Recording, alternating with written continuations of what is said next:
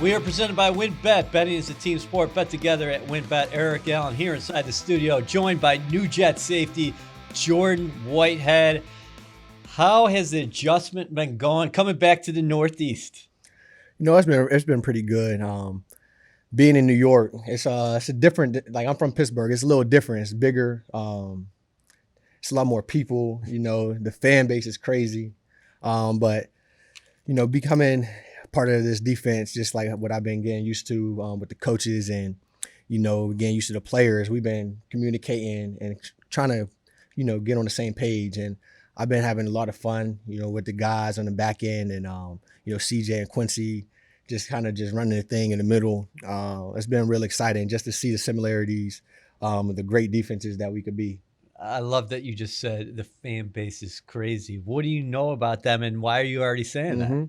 Well, starting off, my first event when we did draft night, I think at the stadium draft night, you had Giants and Jets fans in the stadium, but how crazy, like the Jets fans coming up, how many people there were just for that night. It was just like, you know, you get that in college, you have the little signing events during camp and all that things, but it was a lot of fans and just a lot of people that knew who you were, especially for me and DJ sitting next to each other, coming in, had a lot of love for us. What do you think about the talent on the field that you've seen here this spring? Because you talked to the media not too long ago and you said this could be one of the best secondaries I've played on in the National Football League. Oh, yeah. When I said that, I really meant it just because the depth that we have here at safety for sure. And then just knowing the corners, we had brought, you know, 2 corners in. DJ Reed, who's been playing amazing the last couple of years in the NFL. And then you draft the player at number 4, Sauce. You know, it's just you got a lot of confidence with that. And then you have Bryce Hall, got a lot of reps last year, a lot of good snaps. It's just like, you feel good going in the game where, you know, you can have 3 solid quarters right now that has starting experience in Bryce, and then Sauce, young guy, but he's ready to work. He's the 4th pick. He better be ready to, you know, play, and he is. He's been showing a lot, been pressing guys up and making a lot of plays. So. What's the story behind number 6? Because we were just talking about it before. I look at the defensive backfield now, and it's almost all single digits across the board. Yeah, so my favorite number is 3. That goes back to when I was little league, and then I got to college and 3 was taken, so I went to 9. So fast forward to now, upside down 9 is a 6, you know. So that's kind of where I'm at now. It's a multiple of 3. I was 33, but I was taken. So it's just kind of 6s. I like 6 too. It's a good, solid number. Yeah, I was going to ask you that. Look good, feel good, right? Oh, for sure. And when you're taking a look at yourself as far as a photograph or maybe in video, we're putting up some highlights. What do you think about the 6? Oh, I'm loving it. My friends hit me back home like, oh yeah, you look good in the 6. And I'm like, I wish I had 3, but the 6 has grown on me. Yeah, and there is somebody who wears 33 here with the Jets, and that's Elijah Riley. Yeah. And can you talk about not approaching him and going with a new number? So I had asked him, but he said it was a childhood number, so I respected that. That's kind of the feel I was going for with 3, but I respect somebody that says a childhood number really means a lot to them. Can you talk about the dogs in the secondary? You mentioned DJ and Ahmad. DJ seems like a real intense dude no matter what's going to happen. Right, yeah. You know, DJ after every play, he's correcting it or I'm going to make the next play. Like that's just his mindset. He shows it every day. And just watching him from the past, you know, I used to keep up with a lot of the DBs around the league, and I used to see him making a lot of plays. Like he's like me, not a super big guy, but he's scrappy and he's fighting every rep. Why is he effective on the outside? Because Jordan, most guys who are 5'9" playing cornerback in the National Football League, you know, people are going to say, oh, he's got to be an inside guy. Right. Yeah. Just you know, he got the mindset for sure, but then his quickness and his ability to just cover and you know, his finish, he doesn't give up on plays. That's going to take him a long way. He understands the game. He's very smart. So that's probably helping him a lot too, because he comes to me with, you know, that's like safeties usually go to corners. He's coming to me just every day with something new. So CJ Mosley was sitting in the seat not too long ago doing a podcast, and I brought up Sauce. And he said, we're calling him Ahmad. Yeah. What are you calling him? So Ahmad is his name until they can play on Sunday. Okay. But Sauce or Ahmad, he made a couple plays this past week. And he's just showing what he's capable of doing. So that's his standard. And once he makes some more plays during camp, he's gonna get that nickname Sauce from the whole team. So maybe we'll start calling him Sauce, or you guys might call him Sauce week 1 against the Baltimore Ravens, September 11th, in which will be a frenzied environment at MetLife Stadium. What do you like about him coming out? Number 4 overall selection, so he's going to have a lot of pressure on him externally. But people talk about, yes, he's got swagger, but he's also soaking things up. Oh yeah, that's one thing about him. He's very like football savvy. He got that confidence. Just that's him. You look at him, you tell he got confidence. But he's very knowledgeable. He's coachable. For me, I'm telling him something that I think, and I got you. And the next play, he's doing it. So that's just from what I've seen. I know in the meeting rooms, I'm not with him all the time, but I'm sure he's soaking up information. The way he's playing, you could tell that he's been studying. He's picking up very fast. What's unique about him in terms of not just what he brings to the table physically, but also the intangibles? Yeah. Well, like his size, his superpower, like they were saying, that's what Coach Salah says, is pressing. Like you get on the line of scrimmage, you get a guy on the line, you get up there and you press him. That's your superpower. So just, I would say for him, that's going to be his advantage. And he's going to do a great job of pressing guys up and just letting them know like this is his island over there. Okay, so we know cornerback got a lot better here in the offseason. Safety, tremendous facelift, and you're at the center of that. What do you want to say about this group that people don't know? Right. So yeah, coming in, I didn't really know too much just about, the Jets safety play just from being with Tampa on my own team. It was hard. And then when I got here, I started watching film, and then I'm like, okay, Elijah's out there making plays, Ashton making a lot of plays.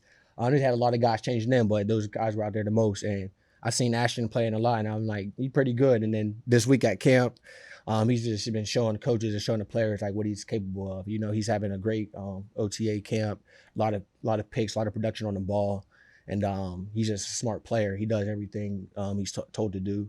So what I think from these guys is like they got a great coach. We got a great coach M coaching us. He's very hard on us, very detailed, and that goes a long way.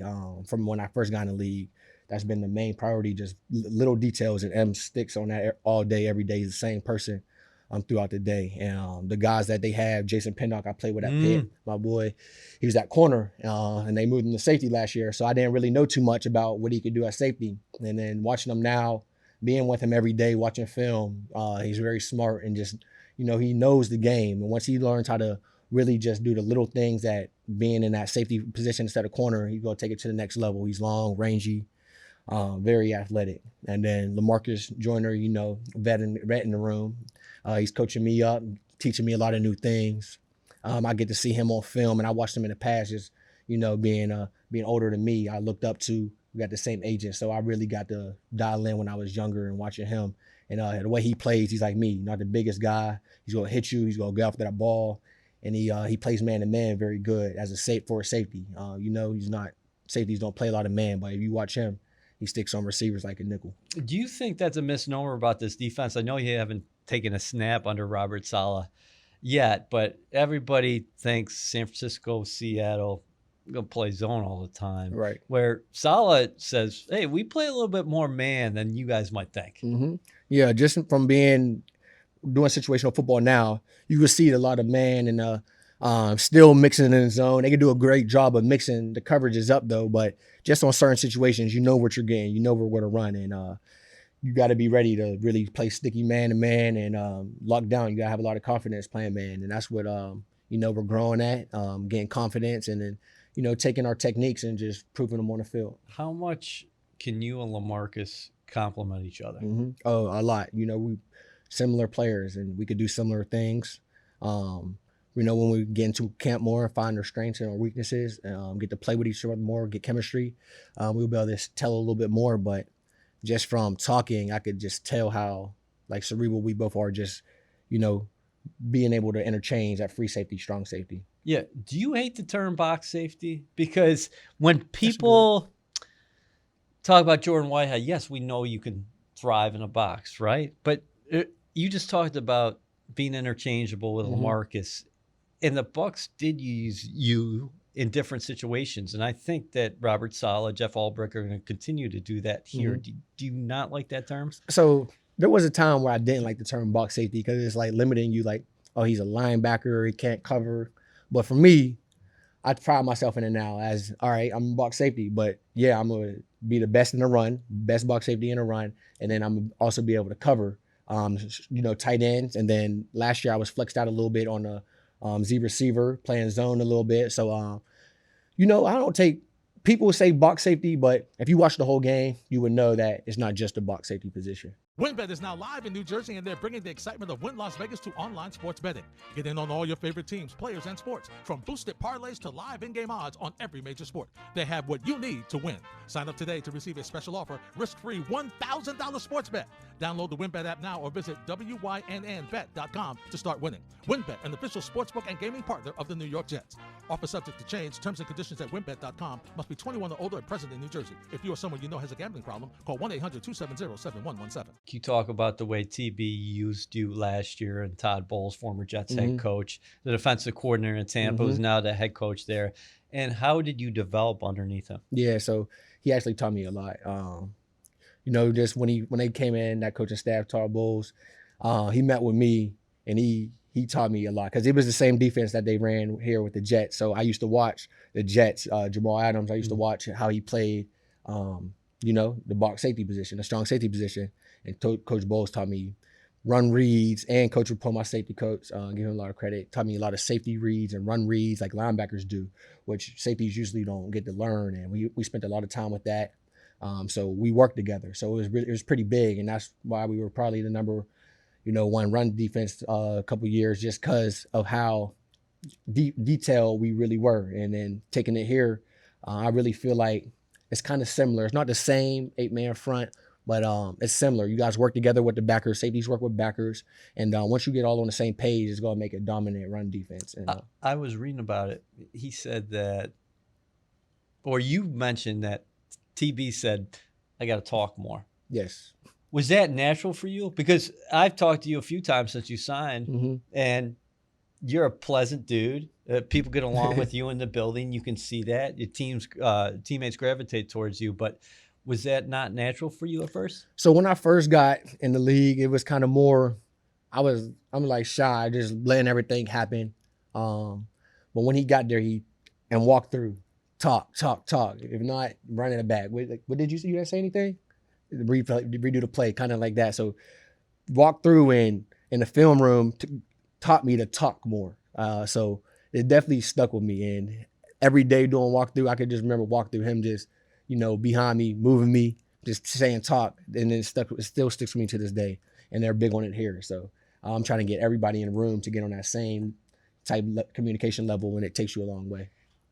You got to be verbal and communicate both on the field and in the classroom. But this is a new team. Right. 25 years old, 4 seasons in the National Football League, new team, new system. Do you find yourself absorbing a little bit right now and knowing that, hey, once we get to the summer and get through a preseason game or two, I'm even going to be talking more? Oh, definitely we'll be talking more when I understand the defense completely. Right now, just knowing to become a great defense, you got to talk. There got to be somebody calling out every call, reiterating it, motions. You just got to keep on talking. So that's why I pride myself on, first and 10, what personnel it is. I'm saying that every snap just to let the guys know around me, like giving them a little tenors up, like this might go on. And it's helping me out. I say they give me the call, CJ gives the call. I say my rules in my head to tell the safety just so we're on the same page. And it takes you a long way. If I don't know the call, he knows it, it's going to help us out. Everybody knows we play the wrong thing. Everybody plays the same thing. You're on the same page. It could work out. With that being said, Mosley's the Mike linebacker. How close do you guys have to be, you two specifically? Right, yeah. So, if I don't know something, because I'm new to this and he knows it like the back of his hand, I'm asking him questions all the time. It could be little things, just like, do you want me to do this? Just so, because it's like, it's his defense. He's been a part of it. So I'm trying to see like what he wants, and he's doing a great job just communicating with me back what he expects, and then I'm just giving my points in too. And I used to watch him a lot with the Ravens, with Bama. I used to watch, so I know what type of player he is. I know he a smash mouth, gonna run you down, hit you type of player. So I like that, and I just try to follow the lead. You do follow the league, and you mentioned that a couple times.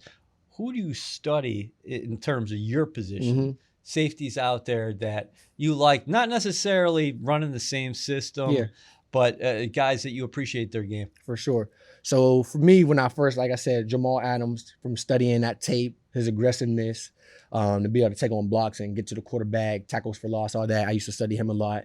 Buda Baker, just his physicality, his speed, how he closes on tackles. There's a lot of guys, like I love watching Troy Polamalu, old tape, just the way he plays, all around player, tackle, interceptions. And then just another guy that I could go back to on my old team, Antoine Winfield. Yep. Younger than me, but just how he plays, detailed guy. I enjoy watching him play. The other thing that we haven't talked about is you're effective rushing the passer, blitzing. Is that something you envision doing a little bit here? Oh, for sure, yeah. We had a lot of blitzes dialed up with Todd Bowles, and Rick does a great job of disguising defenses, and you're gonna get a free shot. And just to show when we get pads on, really show the coaches what I can do, and that's probably one of my strengths.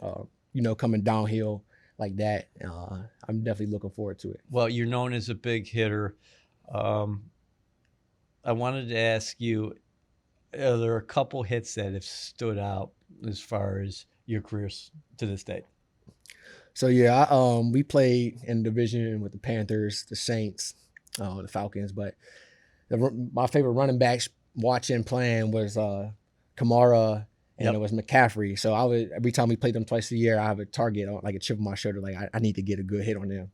So my best games will come against the Saints and the Panthers, and I would before the game be wanting to get a clean, safe shot on the running back and McCaffrey and Kamara, and I had a couple tags on them. And the game moves so fast. What's it like in that split second or half a second when you know you're going to have an opportunity for a big lick? It's a great feeling after. You stop them short. I had a couple on Mike Thomas, third and short, hit them, short of the sticks to get up. It's a good feeling. One thing I can say about those big hits, though, sometimes they hurt a little bit. You get up, you got to act like they don't. You celebrating, you get back to the sideline. You're like, all right, that kind of, I hit him, but I felt it too.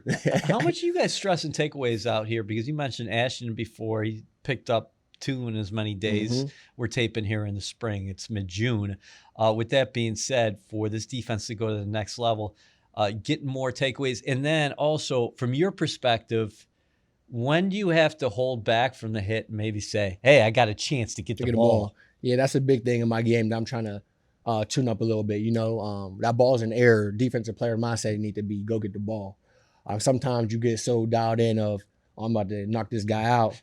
You don't pay attention to the ball as much. So the ball gets you points. The ball gets you wins. So that's the biggest thing. And, having as many dropped interceptions as I have in my career, I'm going for the ball. How many do you? I can't even count. Really? It's too many. There's too many. Is that why you're playing on the defensive side of the ball? And college, I was a running back. So yeah, I won't say I got any receptions, but I got some tosses and things like that. All right. Listen, Tom Brady, you were a teammate of his. What did you take away from that experience? Just really how to take practice like a game rep, every rep you get. And, it's like he was so dialed in and so he criticizes. It was I would say on his offensive players, he would really be hard on them if they didn't run the right route.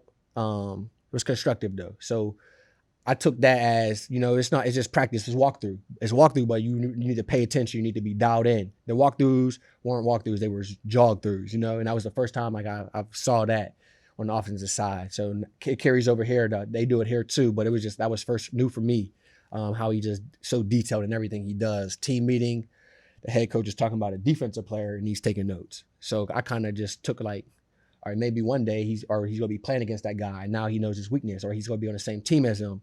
And now he knows, so it's just little things like that. I paid attention to a lot of that stuff. Did you ever get in his ear? I talked to him, asked him about just what he reads, what's his keys before the snap. And, he told us that he reads the safeties. Pretty much most of the time it's the safeties he's reading. And it just showed me that really if you disguise and play around with the quarterback, it can mess everything up. So I'm trying to just implement that in my game a little bit more. That's going to come with repetition.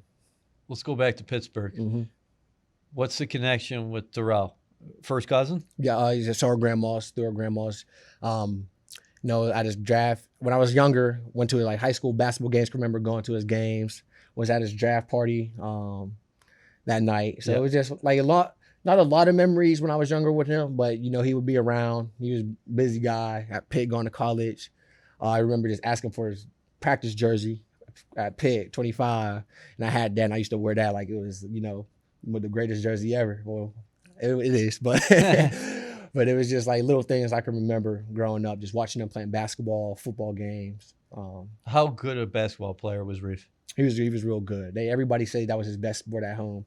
I don't remember, like I was just young. I just remember like, Darrelle. Yeah. But he had a lot of, I think he had a couple offers with basketball. I remember him always dunking. He had a great hops, great defense. To be from Pittsburgh, Aliquippa specifically, can you talk about what the expectation is? There's pretty much nothing to do there. It's sports. It's football, basketball, all day. And when you grow up, it's taught like our little league is like the Super Bowl. Like they take it so serious. My uncle was the coach. He's arguing with other coaches after the game because it's just so serious. Like, and growing up, we're working out. Me and my cousins, my 3 cousins, his dad's getting us up. We're working out, doing football drills, basketball drills, whatever season it is. And just that mentality, being from Western PA, it's tough-nosed football. It's cold out, it's snowing, you're running the ball. Really like in high school, we didn't pass too much. It's just you running the ball, you tackling. So that's kind of just like my MO to this day. It's like, if it's a run, I'm coming at full speed to tackle you. And if I'm a running back, I'm trying to run you over. It's kind of just mindset there. What was your favorite sport growing up? Was it always football? It was baseball, then I went to football. I started baseball young, but it was just too slow, too boring, and then I fell in love with football. I would say pretty much when I got to 9th grade. When I was younger, I used to play and I was good at it, but when I got to like high school, I really took it serious. But you said the mindset, like there was never shying away, because there's people, they're good athletes. Mm-hmm. But when they get around contact, things change. Right. There was never an episode for you when you were younger, but like, I don't know if that felt good. When I was 5 years old, my first year ever, I was in between soccer and football, and I had this Brett Favre chin strap, the weak one, no padding, and I might have been at corner, and they had this big guy coming to block me like 3 plays in a row, hitting me, and I was like, you know what? My mom on the sideline, I was like, I'm done, crying, walked off the field, went to my soccer game. I think my mom said I had like 2 or 3 goals. And I sat out, I quit that year football, and I sat out the whole next year. My uncle trying to get me back to play. And finally I came back when I was 7. We won a championship. And I just kind of I was like, all right, I'm playing football now. Known as a thumper, how much you pride yourself on setting the tone or maybe turning momentum? There are times during games where it could be slipping, where you might say to yourself, hey, I got to do something here. Right. So yeah, definitely before the game, like pre-game, and then going into that first drive, I try to bring the energy. It's easy to start off slow. It happens a lot. So you just need guys. They see that first hit early, it turns up the guys. Like just a defensive mindset. Somebody gets hit, everybody's hyped up, ready to go in. You get a quick 3 and out, changes the whole game. So that's just my thing. Starting off fast. That was our thing last year. Starting fast, and that's just it. Really stuck with me in practice. Start fast, and if you're going down and then you need a momentum switch and you get a big hit, big fumble or something like that, it changes the game. Momentum's real. You watch the NBA Finals now, like the momentum's real. It's definitely real. WynnBET is now live in New Jersey, and they're bringing the excitement of Wynn Las Vegas to online sports betting. Get in on all your favorite teams, players, and sports, from boosted parlays to live in-game odds on every major sport. They have what you need to win. Sign up today to receive a special offer, risk-free $1,000 sports bet. Download the WynnBET app now or visit wynnbet.com to start winning. WynnBET, an official sportsbook and gaming partner of the New York Jets. Offer subject to change. Terms and conditions at wynnbet.com. Must be 21 or older and present in New Jersey. If you or someone you know has a gambling problem, call 1-800-270-7117. How would you describe what this team is right now? Haven't won in a long time. definitely has a lot of talent and new pieces like yourself, draft picks. You got free agents who've won in the National Hmm. Football League. What do you see here? I see a bunch of guys like this is from OTAs, the phase one. They work, every day. There's not special team drills. They working defensive drills, offensive drills. They working. Weight room lifts are like it's like a college atmosphere. The way the guys work, they take it serious. Like this OTAs we've been missing for a couple years, so this is like kind of new for me too. And then now I see it's like we're in season, we're dialed in. We're doing drills, we're doing 7-on-7, and it's kind of good to start this early because I'm just thinking about last year, just working out on my own. But now it's like they're actually getting better in football sense, and I think these guys here, like you said, they haven't been winning, but I think they got a chip on their shoulder, and I see that the guys know that the pieces they have in this room. I'm telling the guys honestly, like we have the pieces. Like there's not a drop off from the last team I was at, and that's just the truth from the guys working, the guys making plays, and I really believe in this team going a long way. What do you tell dudes when they ask you about playoffs? When they ask you about postseason football? Yeah, that it's a different level. The intensity goes up, and that's kind of like when I'm trying to get to this first game. Like you take the playoff atmosphere, playoff mentality from the first game. You can win a lot. You just gotta take it 1 week at a time, and you take one game like it's a playoff game. You lose, you're done. That changes your mindset. That changes how you work, and that changes the outcome of the game. We got a little bit of ways until it happens, but September 11th, Baltimore coming to town. Mm-hmm. You talked about that fan base. You talked about being around them. What do you think the environment's going to be like at MetLife? Oh, it's going to be crazy for sure. New York, September 11th, first game versus the Ravens. Lamar Jackson coming to town. You can't ask for better than that. That's definitely a circled on my calendar. I'm excited just to be with the Jets, new team. I'm excited to be in New York. What about week 4, Pittsburgh? You circling that one on your calendar? I'm definitely circling that one. That's a hometown team. That's a childhood team. Got a bunch of friends on that team too, and it's in Pittsburgh. A lot of family will be there, so I'm definitely gonna play to my best ability that game. Have you started hitting guys up for tickets yet? I haven't. For me, since I was in college, I don't handle tickets. My mom does it. Yeah, she's real. She handles a lot. She's the best mom out there, and I let her handle everything. At what point did you know, hey, the NFL was realistic for you? I really always had that dream since I was younger. Came back and won the championship when I was 7. I had the dream of going to NFL. Of course, Darrelle being just family, and I always had that mindset, and that's just where I'm from. That's the mindset. Everybody thinks they're going to the NFL, And when I got to college and I was at corner, Coach Narduzzi put me to safety. I really had a first game, and I really decided, like, okay, I got to take this serious because this is the first step. You do 3 years here, that could be the first step to going to NFL. And kind of college is when it really got my first offers coming. I started thinking more, but when I got to college, that really became like reality. What's going to be next for you? You finish mandatory minicamp, and then what are you going to do this summer? How do you get away? And then how also on the other side of the coin be like, hey, it's coming. I got to be ready. Quick vacation, get it out the way.